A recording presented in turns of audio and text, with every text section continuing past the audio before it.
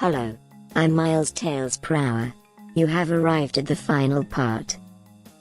Now we are ready for numericals. First question. Determine the Young's modulus obtained if force obtained is 2 Newton, change in length is 2 mm from the original length 1 meter, and area of cross-section is 1 centimeter squared.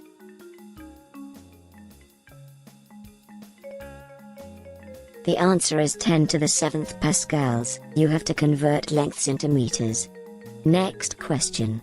What is the bulk modulus obtained if the change in pressure and volume are 8 pascals and 4 cubic meter, assuming that the original volume is 6 cubic meter?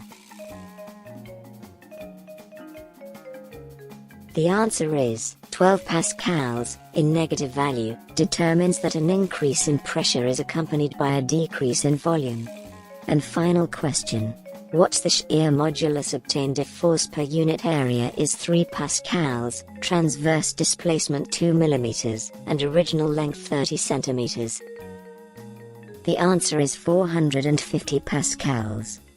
Anything you can try your experiments in the physics laboratory.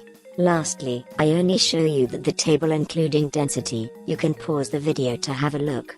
For example, density of aluminium is 2,600 kg per cubic meter, density of steel is 7,860 kg per cubic meter, and others. So, I hope everything is clear. You have learned for the stress and strain concepts. Like, comment, and subscribe now on YouTube.